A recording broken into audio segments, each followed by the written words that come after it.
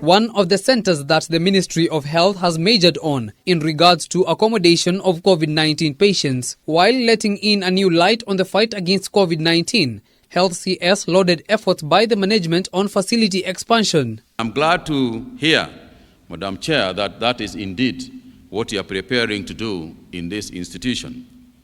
We have increased the funding to county governments to do exactly that. This is the state inside of the new intensive care unit as well as the infectious disease unit, built to the highest of standards to serve as not only an isolation center but a home to patients.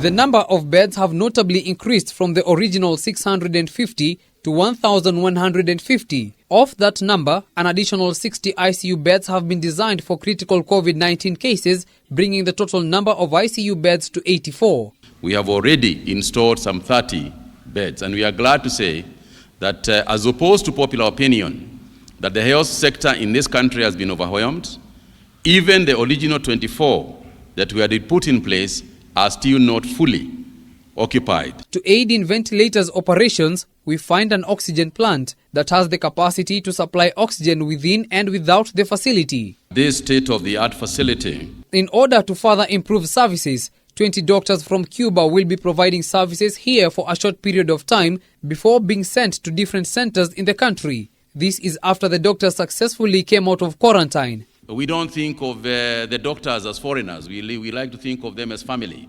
And I have no doubt that you will also be in the same form and place. With regards to the latest numbers, the total number of infections spiked to 23,873 after an additional 671 tested positive in the last 24 hours. I'm afraid the government can't get sick. I can. You can. It's not a government issue.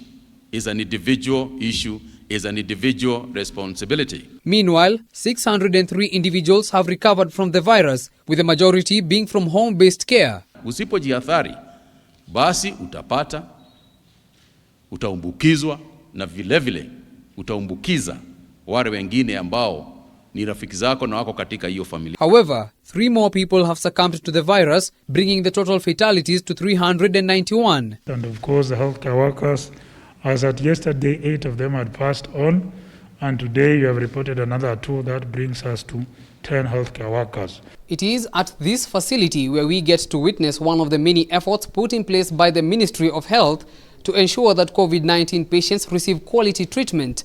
You are advised, however, to strictly adhere to preventive measures to avoid being here as a result of your ignorance. Ben Kirera, K24, Nairobi.